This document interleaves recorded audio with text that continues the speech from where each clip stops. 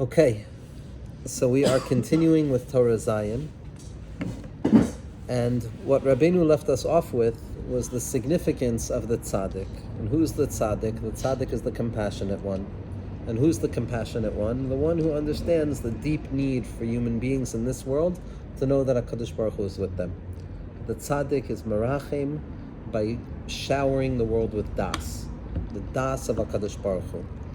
And that das, Rabbeinu says, when it gets lost, a person falls. And there's no Rahmanis greater than that.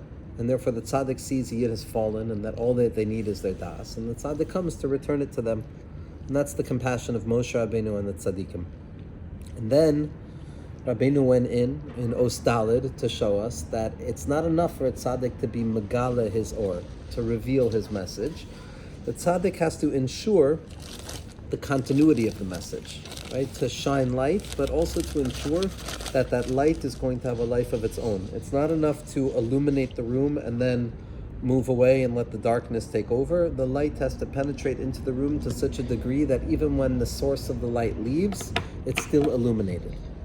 That's the job of the tzaddik, because there's many types of spiritual leaders. There's many types of gurus. There's a lot of people. It's not so difficult to light up a room, to teach people in a room something that they didn't know, to give them illumination. But then, just as suddenly as it came on, it disappears. And Rabbi Nachman focuses very much on the need for the tzaddik to be above and below at once, which means that the tzaddik has to leave their spiritual message with a student or a child in this world, which means that it has to be down here as well.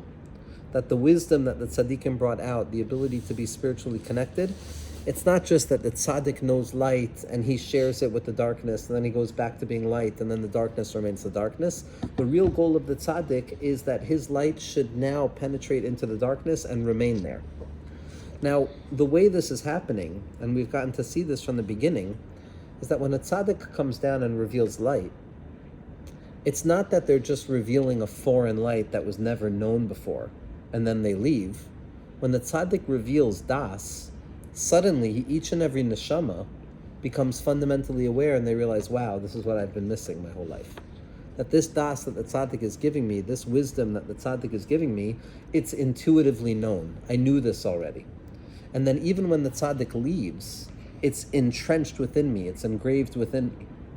Meaning, let's say I'm searching for a lost object in my room. There's two types of helpers. There could be a helper who comes along and says, I'm a master finder, I'm going to find this for you, and I'm going to give you your lost object, and then I'm going to go away. Or there's a tzaddik who comes along and turns on the light in the room and enables the person themselves to find their lost object. In the first case, the tzaddik just comes and then leaves, and his light is no longer there. He came, he helped, and he left, and that helping is no longer there. And so if I lose something again, I'm going to need another tzaddik to come down. But if it's like Rabbeinu is saying that the job of the tzaddik of Moshe Rabbeinu is to come down and leave a mark down here so that there's a remnant, there's a remainder, there's an engraving that does its work even after the tzaddik is gone, that's how the true message of that light is going to be expressed, and that's what Rabbi Nachman says is necessary. The reason for that is because it's specifically down here that HaKadosh Baruch Hu really wants the light. Hashem doesn't need Moshe Rabbeinu's light. Hashem doesn't need the light of the tzaddikim. The tzaddikim can stay with Hashem. The entire job of the tzaddik is to come down and illuminate Klal Yisrael. This was the das of Moshe Rabbeinu. He did everything for Klal Yisrael. I just saw from Rav Tzadok on Shabbos, knowing a lot of Torah doesn't say anything about you, right? You can know a ton. A person can know a lot of information. A person can have... They could have been born on the right day of the month and they can have the blessing of knowing a lot of Torah. The real question is, how is that Torah that the person knows going to inspire and affect Klal Yisrael? Because in truth, the only reason that HaKadosh Baruch Hu gives Chachma to the tzaddikim is so that it can have an impact on Klal Yisrael. Moshe Rabbeinu understood this. Moshe Rabbeinu understood there's no me and Klal Yisrael. My entire tafkid is Klal Yisrael. And therefore, the light that I'm sharing is not light that's meant to remain only above. The ikr is that I have the ability to draw the light from above so that it can come back down. That's the ikr nakuda. And Rabbeinu added, and this is something that's very important, especially when it comes to Hanukkah, is that we might think that, okay, we have above and below. And so really, ideally, to be above, in clarity, ease, calmness, comfort, everything illuminated. But nebuch, there's people who operate down below, so we have to schlep ourselves down below as well. That's a havamina. That really, I want to be in the yichud ilah, I want to be above in the lights. But nebuch, there's darkness, so I have to schlep down there. Zak the Heilige Rebbe, no, that's not the case, because anyone who knows a little bit about HaKadosh Baruch Hu, and a little bit about the knowledge of HaKadosh Baruch Hu knows that the main place that HaKadosh Baruch Hu wants to see illumination from, wants to see excitement from, wants to see movement from, is down here, specifically down here. Lamata me'asar tfachim. And so for that reason, the job of Moshe Rabbeinu, the main job of Moshe Rabbeinu, is to be down here. The real shaila is, why does the tzaddik have to go back above? Why does the tzaddik need to bring light back above? Because obviously the main purpose is dir b'tachtonim, to bring the light down here, and that kind of ties together what we've seen so far, that the job of the tzaddik is to have compassion, which is to look down at Yidden who have lost their das, and to give them das, to enable them to be miyushav, to have calmness, to not be anxious, to not be worried. And therefore, the tzaddik comes into the world to make sure that that das gets drawn down here. But until now, Rabbi Nachman has been making this about the tzaddik and Klal Yisrael, Moshe Rabbeinu and Klal Yisrael. But what about everybody else? What about each and every one of us? How does this impact our relationships? How does this have an impact on the way in which we encounter life? So what Rabbeinu is going to show is that we're the tzaddik. We're the tzaddik, and we're the ones with the light, and we're the ones with das, and we're the ones who understand that Hashem is everywhere, and we're the ones who know Eino Mavado. And just like the tzaddik can be above, but also has to be below, so too we have to draw down whatever insight we have in this world, whatever spiritual confidence that we're able to share, whatever comfort or illumination we're able to share.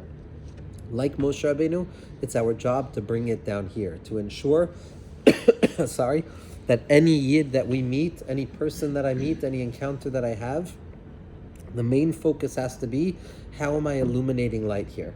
That's how I have to think about it. Whenever I encounter another person, the shaila should be, how can I light this person up? How can I bring more light to this person's life than they had a moment before?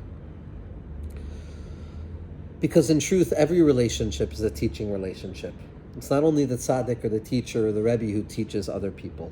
Anytime two people are coming in contact with one another, anytime that there's a conversation between two people, there's dialogue, there's an encounter between one person and the other, there's a give and there's a take. There's the giver and there's the receiver.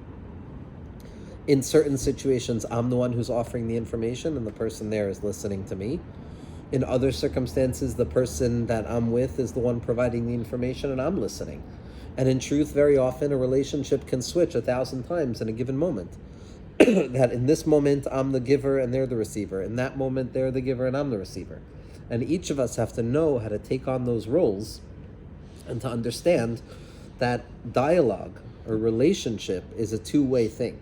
It's not a one-way thing, right? Dialogue is not just that I'm telling you what to do over and over and over, and I don't accept what you have to say because you're someone who has to receive from me. That's not dialogue, that's dictatorship, that's tutelage. That's when a teacher is just teaching or pontificating. But for a relationship, for a back and forth and a mutual relationship where there's a benefit, so I have to be aware that in one moment I could be giving over, but at the same moment I have to be able to transform myself into the receiver. Me talmida yoter mikulam, that I can learn more from my talmidim than I can learn from myself, the tzaddikim say.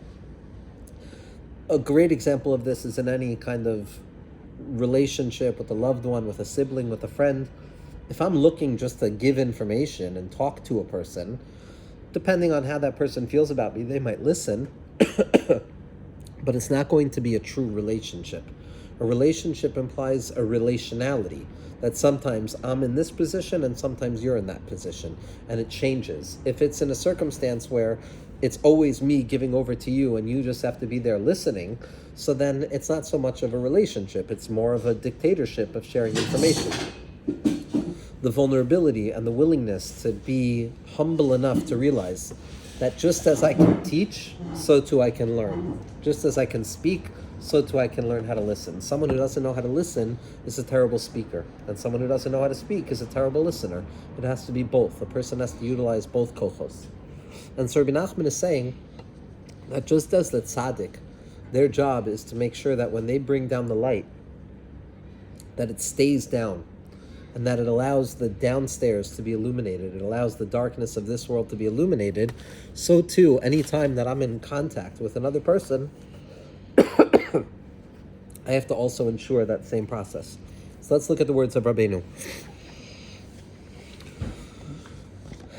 V'chol adam yachol l'kayim zos. Each and every person has the ability of accomplishing this. Meaning what? Accomplishing that I could be above and below at once. I could have spiritual insight about myself, about the world, and I can also share it with the world below me. Ki keshashnayim medabrim yachad bira shamayim. When there are two people who are conversing, who are in conversation about the fear of God. Let's say in one moment in the conversation, a friend says something that inspires. In that moment, because I've gained inspiration from a friend, so I'm now a talmid of that person. Because any person who bestows upon me even the slightest amount of spiritual knowledge, they're considered my Rebbe. The Vilna Gaon stood up for his Rebbe who taught him the Aleph Beis. Rav Shlomo Freifeld said that he used to go to Svarim stores. Whenever there was a Svarim store, he would go and he would buy. He would always buy at least 5 or 6 books. And he would come home and his Rebbitzin would be like, why are you buying more and more books? We have so many books. And he said that if there's even the slightest ounce of spiritual awakening that I get from it, then it's worth all the money in the world to buy that book. Right? So the same is true. It doesn't mean that I have to be giving a shiur to a friend to be considered the Rebbe to that friend. If I give a friend or a stranger one nekuda of insight, in that moment I'm the sun and they're the moon. And sometimes that exact relationship, let's say I'm walking and I'm talking to you and I'm giving over something to you, that says nothing about the nature of the next moment that we encounter each other. It could be that now the other person is the teacher and I'm the student. Right? Imagine a life of openness to such a degree where I'm not quite sure when I enter into the situation whether I'm going to be the one who is informing the information or if I'm going to be receiving. Right? It's an amazing level of humility. It's an amazing level of bittul, where when I'm entering in, I'm not quite sure which position I'm going to take up yet. Right? It could be that I'll have something to learn from that person today.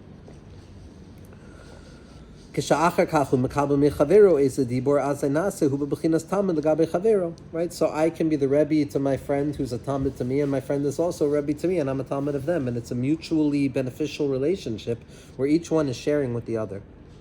V'tzarech kol adam lizaher lihishtadel ula'asek bazeh ki lo tohu baru lasheves yitzara.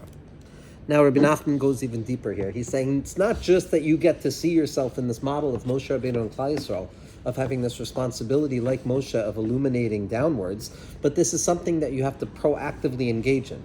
You have to engage in this process of any time you enter into a conversation with another person.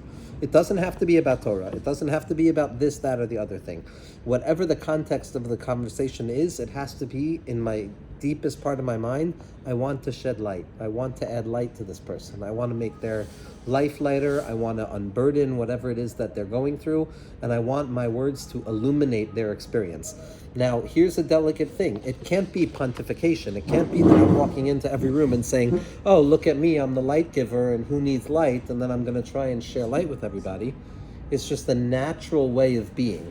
My natural personality, my natural identity has to be one of illumination, right? That the or hapanim, the light of the face, has to be reflection in everything that we do. It's not that I have vortlach to share in every room that I walk into. It's not that I have a Torah to say. Adarabah, nobody wants to hang out with that person. It has to be that everything that I do can shed a little bit of light on the person next to me. If we're able to do that, then we're working like Moshe Rabbeinu. We're here to give das. Das is, it's okay, I'm okay. The world is good, the world is kind. A person has to, let's look at the language of Rabbeinu. B'tzarich, right? It's a necessity. Kol adam li zaher u'lishtadel ula'asoik bazeh. That we have to be careful, we have to be cognizant of the fact that when I wake up in the morning, I'm not just here in this world. I'm not just a cognitive creature that has the ability to think and speak. There's a very particular purpose for my capacity of cognition and thought development and speech, which is that I have the job of cultivating and kindling light within the world.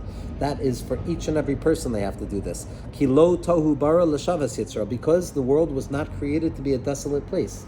The world was not created to be a jungle. The world was not created to be a chaotic void that's meaningless and devoid of knowledge and devoid of a belief in God. Adarabba, Hashem created us, and the first mitzvah that we have is pru urevu umilu es haaretz, that the world needs to be filled with something. The command to fill the world implies something right before it, though. If I say fill this up, what am I implying? That it's empty without that filling it up, right? I don't go and get my gas filled up in a car if the gas tank is full. It's only when the gas tank is empty that I have to fill it up. So Hashem is saying the purpose of this world is to fill the vacancy in this world. The world at first appears empty. That's how Hashem created the world. That's the Chalal HaPanui. Hashem created an empty vessel. And the entire purpose of being a Ben Adam in this world is pru urevu umilu es haaretz. Fill the world with light. Fill the world with light. Illuminate the world with content. That's the opposite of tohu. Tohu is the opposite of das. Das is, I know exactly where I am in this moment. I know what I'm connecting to. I know who I'm connecting to. I know how I'm connecting. And even if for 10 minutes of the 10 and a half minutes of that experience I'm without das, if I have one nakuda of das, I've had everything. Tohu is where everything is scattered. Das is where everything is closing in on a singular point. Tohu is when everything is scattering away from a singular point.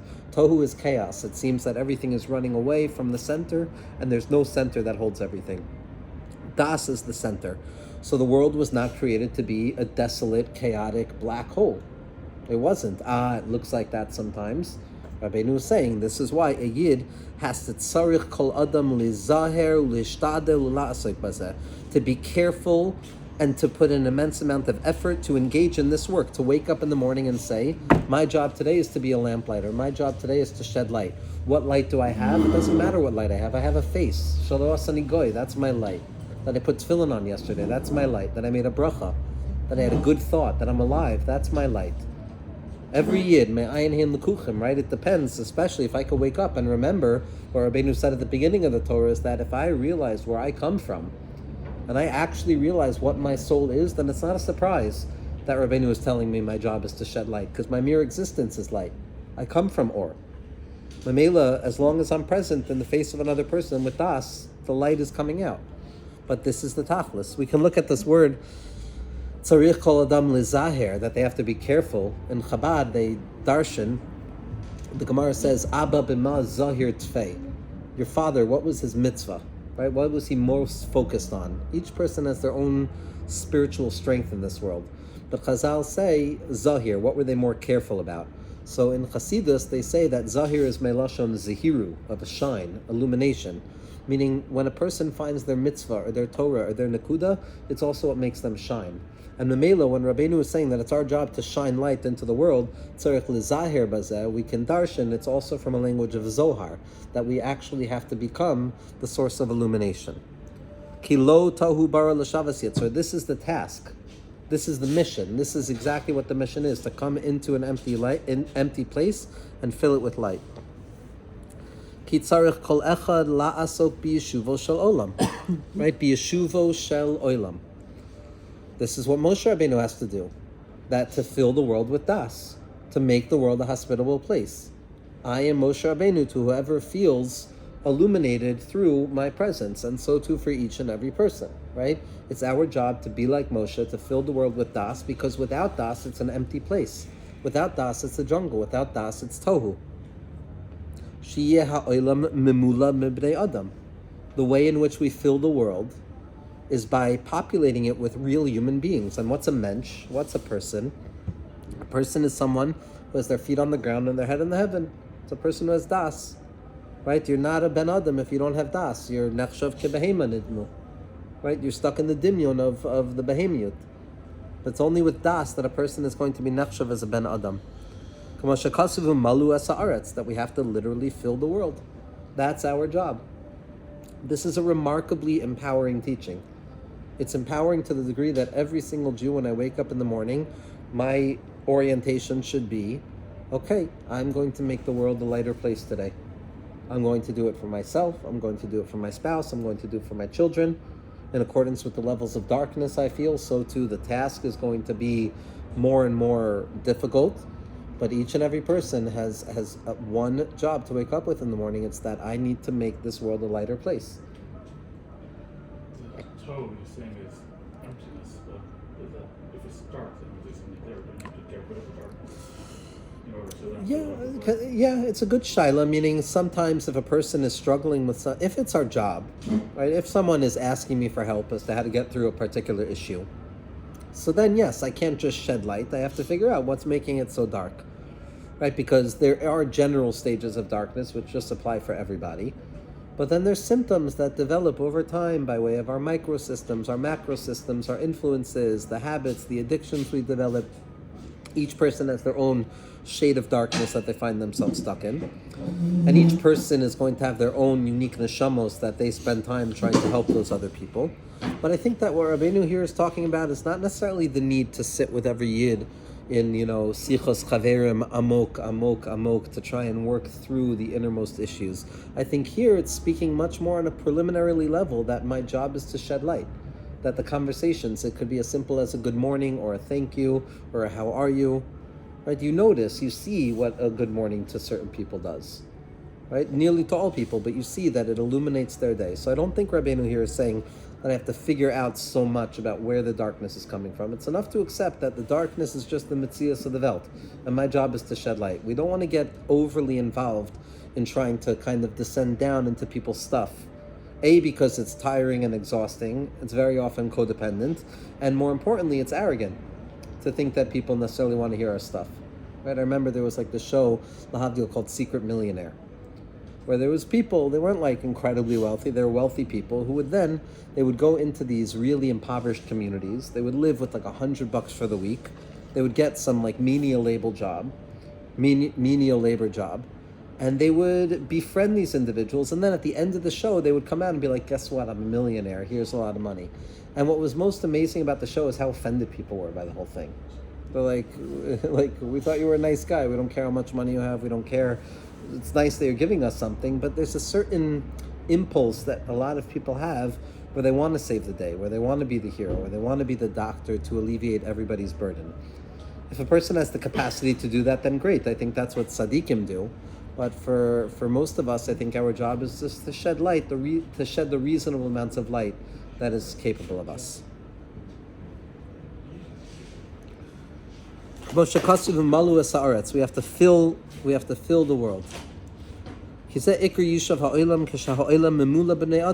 the real settling of the world, the transformation of this world from a chaotic jungle into an established place, is when we fill it with Bnei Adam. And Bnei Adam, we said, are people with das. And das, we said, is the awareness of God.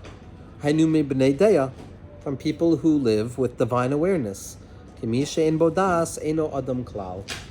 Someone who doesn't have das, someone who's not living with the awareness of HaKadosh Baruch Hu, someone who's not living with the light of HaKadosh Baruch Hu in their mind and in their heart, is just simply not going to be able to populate this world in a real way. Rabbi Nassan over here adds, he wants to clarify further, he wants to add and make very clear what Rabbeinu is trying to say, so it's going to be somewhat of a review of those words, but each and every word is significant. Hainu, there's a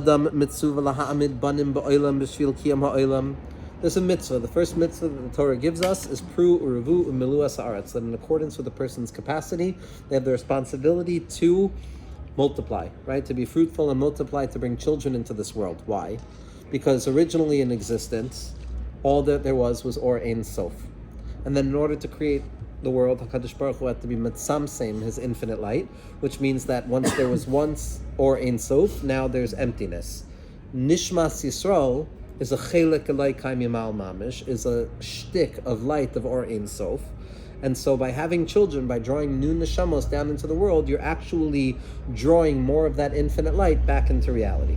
That's what it means on a practical level, pru revu umiluas haaretz, to undo the halal that HaKadosh Baruch Hu created the world with, which is the biggest chilul Hashem imaginable, the absence of HaKadosh Baruch Hu's light. There's no greater chilul Hashem than that.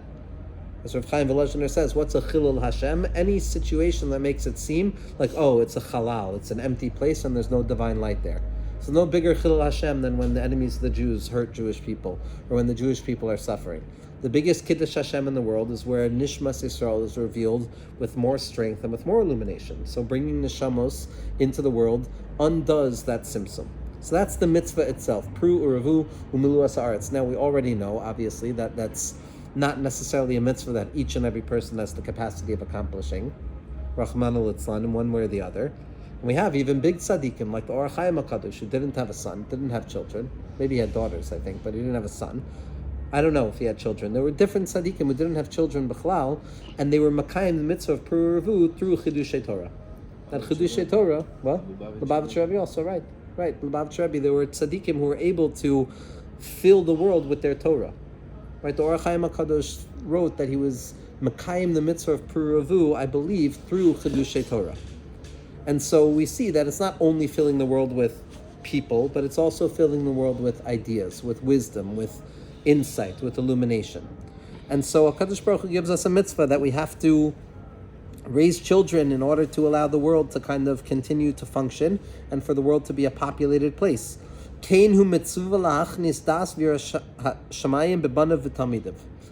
too, just as we're commanded to bring Nishmas Yisrael into the vacant space of this world, so too we're commanded of bringing the light of Das into the vacant space of this world. That's also the mitzvah of Pru uravu. Being fruitful and multiplying the light of Torah in the world, the light of wisdom, the light of Emunah, and the light of the Baal Shem Tov HaKadosh, and all of the tzaddikim. Kizeh ikar ha-mitzvah. This is the main mitzvah. Shemetzuva laha'amid toldos l'kiyam ha'olam.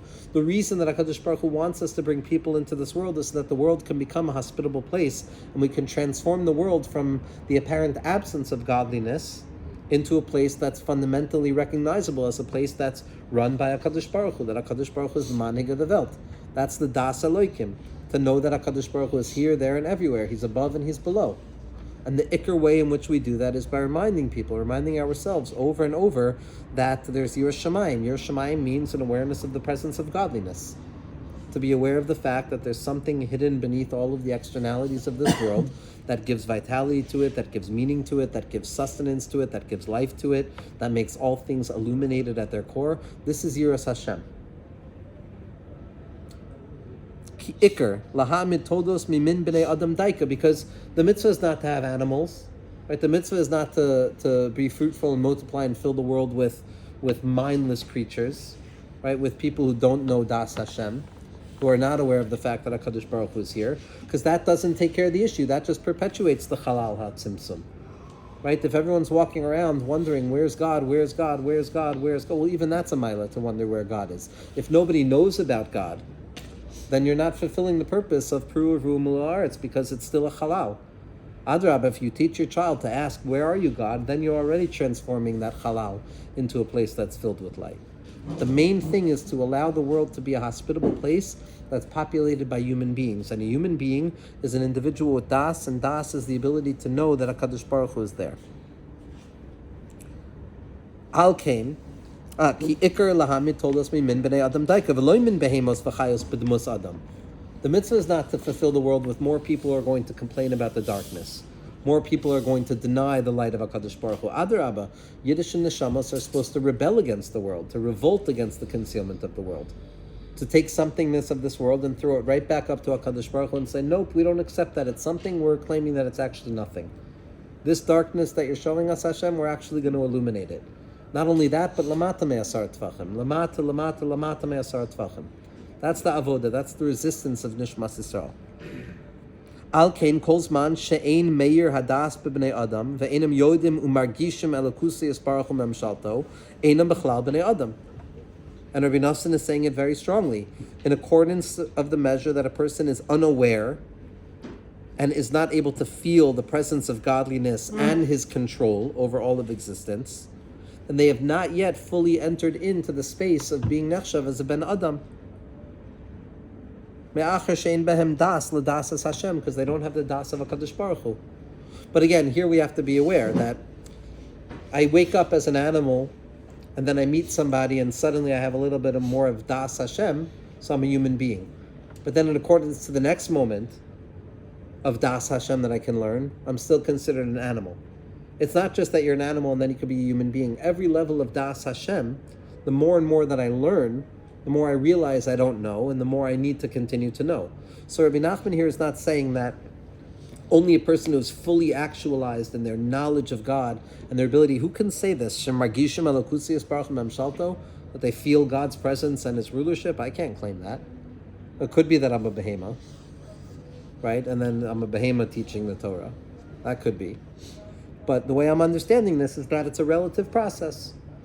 That in accordance with your daily process, you have to know more and more and more about HaKadosh Baruch Hu. You have to feel HaKadosh Baruch Hu more and more. And even if you're not fully actualized in Das yet, it doesn't mean you haven't started the process of Das. What does it mean? So that's how the Torah started. We're going to come back to that. That's the original. That's how Rabbi Nachman opens up the Torah. We're going to see what we hinted to, and I don't want to go too far off into it, but what we hinted to is that if the person is having a destructive impact on somebody else, then our rachamim towards them is misplaced. The rachamim has to be focused on the people who are either neutral or affected by somebody else's deeds. But someone who's doing the affecting, someone who's kind of a murderer or a ganav, or someone who's having a real imposition on another person's life, that's not where the quality of rachamim has to go, because then we're just losing sight of the fact that the principle of das, it has to operate within a system. It's not operating within a system and all I'm supposed to do is spread light everywhere, so then it's going to bring me into some issues. Right? So das is the ability to know the delicate boundaries of when it's necessary as well. This is the essential quality of what it means to be a human being, to have das. And anytime a person hasn't fully experienced das, they haven't undone the concealment of their own life. Every neshama, every story, every life is another iteration of the tzimtzum. Right? Each and every one of us, we come into the world, right? We come from that place of Or Ein Sof Kavyachal in our mother's womb, where we knew all of the Torah.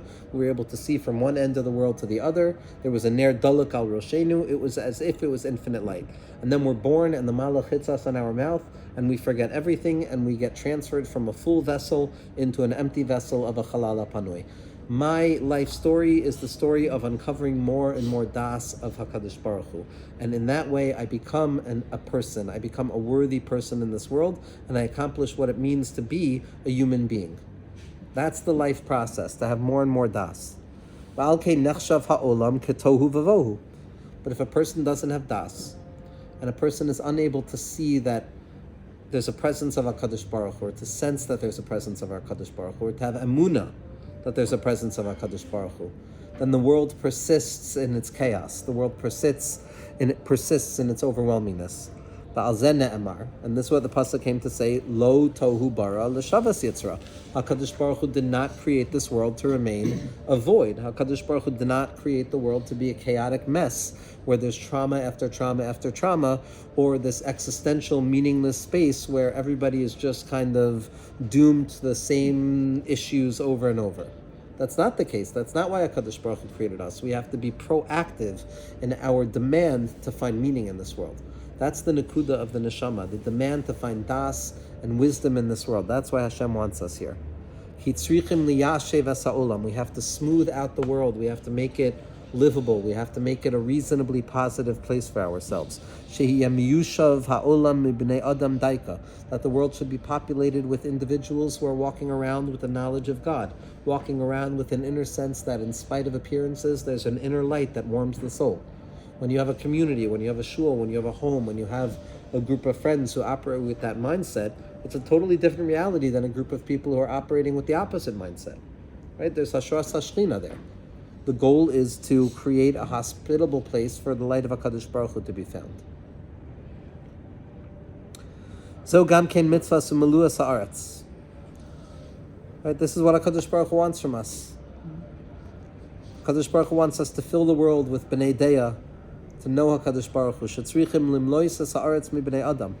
We have to fill the world with our wisdom. We have to fill the world with our illumination that enables people to be people and not animals. Hainu shebechol adam mitzuva sheyedaber im chavero birat shemayim kedei lahachnis das bechavero. This is what is incumbent upon each and every one of us, that when we're communicating with our friends, when we're communicating with other people, we have to ensure that we are conveying a certain sense of yirat shemayim, a certain sense of awareness of God. Shezeh ikar yishav ha'olam. I don't think this means walking around speaking divrei Torah to every person that I see. I don't think it means, saying a mimer to every person I see.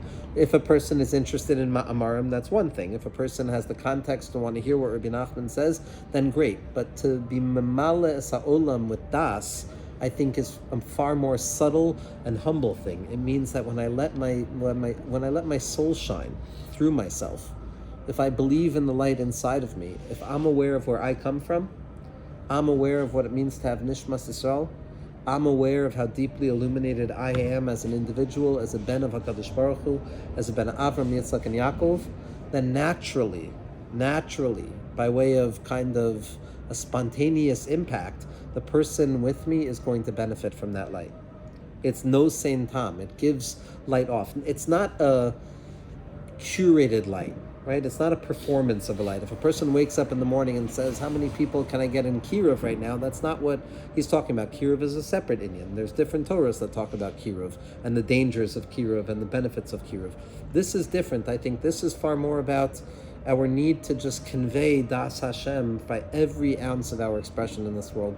The way I park, whether I pick up a piece of garbage on the floor, or whether I wait for someone else to pick it up, whether I fill the kos up afterwards for someone else to wash until Sidayim, right? All of these things are filling the world with Das. Because if I'm angry about something, and I'm feeling like the world doesn't care, and I'm feeling affected or antagonized by everybody, then suddenly I walk and I need to wash my hands and I see that the cup is filled up for me already, one way or another, that's going to illuminate my mind and say, there's B'nai Adam in the world. There's B'nai Adam in the world. Or when some place is clean, right? When a room is clean after people have been in there and you see that it's clean, you realize, there's human beings in the world, not animals. Right? The midos that a person has, the way a person functions, the way a person speaks, the way a person acts, all of these things are methods in which we reveal our das. Das is revealed in the mind, but it's also revealed in the midos, and then more intuitively, it's also revealed in the body, right? If I see somebody walking around like this, right, not by choice, that's not necessarily going to evoke within me a sense of, wow, this world is a good place. I'm going to feel bad for the person, I'm going to see a heaviness of the body, but if I'm walking upright, right, and I'm walking with grace, and I treat my body properly, and I'm taking care of myself, then it's the Kiddush Hashem. A Kiddush Hashem is something that reveals the light of godliness, that there's a Ben Adam in this world. When an animal sees a Ben Adam, we know already, an animal can learn how to imitate a Ben Adam.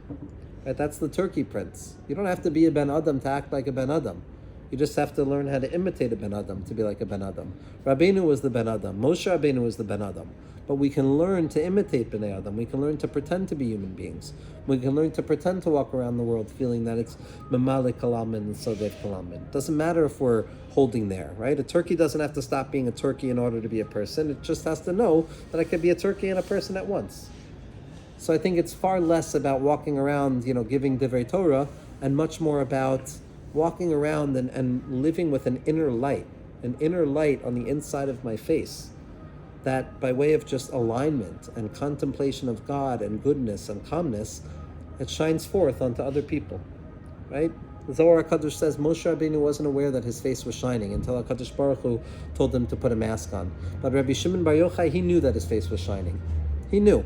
It's even a level higher than Moshe Rabbeinu. And that's our generation. We have to know that our faces are shining, because if we don't take that as a given fact, then we'll never believe that our faces shine.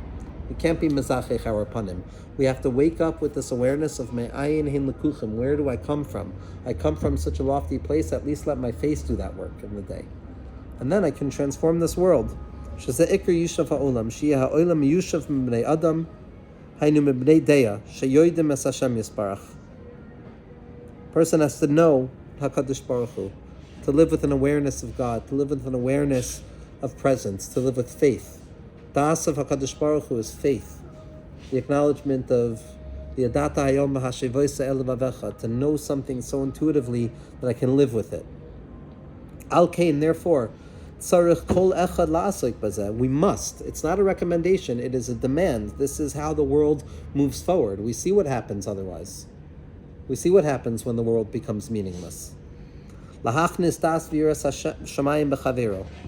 To speak with knowledge and to speak of heaven and to speak of presence and to speak of significance to our friends. Because in that moment, I'm engraving my insight upon my friend's experience, and they're truly becoming a Talmud because they're experiencing that same level of illumination. Va'azai, and then, keshayimlu yamav v'yagia zman histalkuso. And then when a person is done in this world, right? When the tzaddik's job is done in this world, and it's time for them to go up, if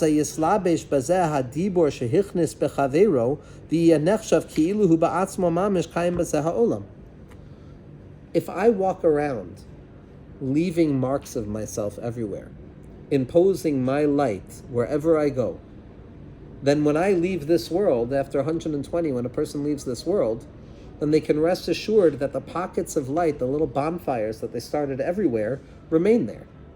Why? Why?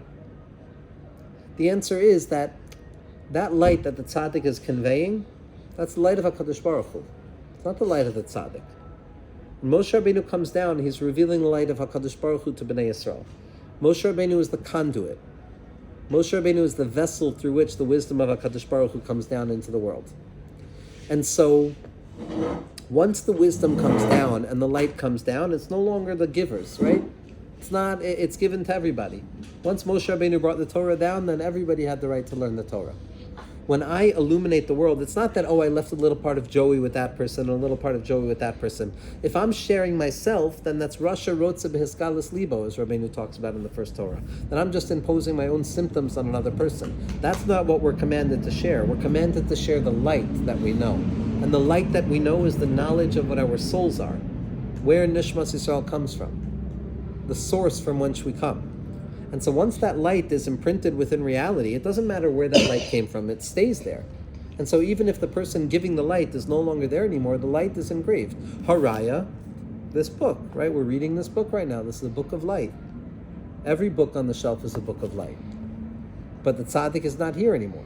But they left their teachings, they left their light, and the light continues to have this capacity of illuminating. It's not, this illuminated Rabbi Nachman when he spoke these words, and therefore I can remember that illumination. Adrabah, it's illuminating itself right here, right now, as if the words were coming out of Rabbi Nachman's mouth themselves. A person has to learn the Torah, kinishinasa misinai. When a person is learning Torah, they have to feel as if HaKadosh Baruch Hu is revealing the Torah through them in that particular moment. And therefore, when a person goes up, the light is there, because once light is revealed, it doesn't go away. The light is not dependent on the vessel that brought it down. Light is independent of all things. It leaves a roshem. It leaves a trace, an irreducible trace. This is a rule in holiness, that once holiness is revealed, even if the source of that holiness goes away, the holiness that has been revealed never goes away. There's no siluk of holiness. There's always a reshimu. There's always an engraving. This is one of the fundamental backbones of Rabbi Nassan's Likutei Halachos, that any ounce of breath, hope, exacerbation towards godliness, desire, yearning, even if it dissipates and it goes away a second later, and the mindset is, oh no, I lost it all, I have to rework all the way to get back to where I was. No, adrabah, that's the wrong way to think about it. What you had was there, it was real, it's locked and loaded in reality, engraved. It'll be there waiting for you later on when you meet it in Shamayim. It has its impact, it's doing its work, and now this moment in front of you, it's a new moment that has nothing to do with the spiritual gains or losses of the previous moment. Every ounce of light that we reveal is everlasting, engraved, entrenched, etched into the very fabric of existence and the texture of reality until the coming of Mashiach. We have to believe that. When a person has that mindset, they're going to say their bracha in a different way. Because they're going to say, well, at least I'll have this bracha. At least I'll have this bracha with kavanah, or at least this word will be done with kavanah. At least this letter, I'll see the shape of it. Right? And every small part leaves itself. And then, nimsa, and this is the secret that we said, it's going to be as if the source of that light is there. Why? Because it's like the source of light is actually there. And this is what the pasuk says, Asher ein chalifos lamo, right? The Rishaim, that there's no replacement for them. Chad amar ben v'chad amar talmid. One said that they don't have a child, and one said that they don't have a student. And Rabbi Nachman says, so from here we see that in order to ensure that you do have a replacement, that you do leave your mark, so you have to have a ben or a talmid, meaning to say somebody or some place that you can engrave your wisdom upon. Asa yesh chalifos lamo. If a person has a ben or a talmid, then there is going to be a replacement, that it's a davar sheyesh bo chalifin. Then when it departs, it doesn't lose its expression, rather it remains down there in a different way. Hainu ki yesh lo chalifin. There's a replacement, there's something that's carrying that light. Me'achar shenishar daito al yedei ben o talmud. As a result of leaving their wisdom down here below through a ben or a talmud. Let's finish up this paragraph, because by the next year we're going to get started with a new idea. So now Rabbeinu is going to read it into a remarkable Rosh Tevos to show everything that we've just said. Ki ikru hadas. The main thing is knowledge. The main purpose of the tzaddik, the main purpose of this worldliness is to fill the empty space with the wisdom and the knowledge of God, and that's the job of the tzaddik, of Moshe, of each and every one of us, to impart das upon somebody else. Which is why it's not enough to shine das and then go up with my das, because then I haven't transformed this world into a hospitable place. And therefore the job is to ensure that the das gets engraved and left behind, meaning I can't just live with the das in my mind. I can't just think it. I can't just meditate on it. The job is not to be some quietistic, sitting in an ivory tower of contemplation. That's not what I'm supposed to be doing. I have to share my wisdom. I have to be medaber b'yiras Hashem. Friends are meant to speak about godliness. We're meant to share our excitement. It's not enough to keep it hidden within the mind. And we have to ensure that we leave the das behind us, whether through a student or a child, some sort of receptacle. And in that sense, it's as if the person is still in the world. Chalifos, right? The pasuk says, Asher ein chalifos lamo. Chalifos means there's no replacement. There's no thing that's going to stand in for them when it leaves. That's what a davar chalifin is there going to be something that is a stand-in for this thing once it leaves. And chalifos, as Rosh Tevos says Rabbeinu, pi yidaber chachmos v'hagos libi tvunos. It's the mouth that speaks wisdom and a heart that contemplates understanding. Here, Rabbeinu is explicitly showing what we just said, that this has every impact on how we approach spirituality. We have to speak it out. We have to share it. It's not enough to think it. The way in which you impart the wisdom is to share it, to talk it out with another person, to allow another person to benefit as well. Ki ikar hadas is the truest form of divine knowledge. Hu b'chinas pi yedaber chachmos v'hagos libiv tvunos. Right, that's chachma and bina together that leads to das. Shezeu ikar hahashra v'hachalifos shenishar min adam acharav. This is the main way in which a person is going to impress themselves and engrave themselves upon reality and leave themselves behind. It's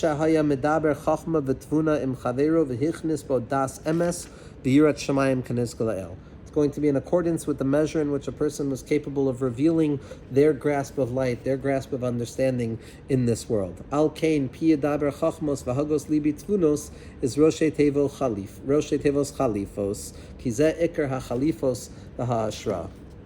So again, what Rabbeinu is teaching us is the need to value sharing any spiritual insight we have. To realize that it's our job to shed light no matter where we are, no matter how we feel about ourselves.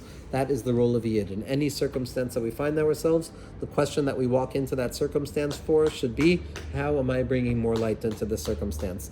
And in that way, we're going to be zochet to uncover the light of Mashiach Tzidkeinu Lamata Me'asar Tvachim, and that there should be a nechama and comfort for everybody. Be'ezras Hashem.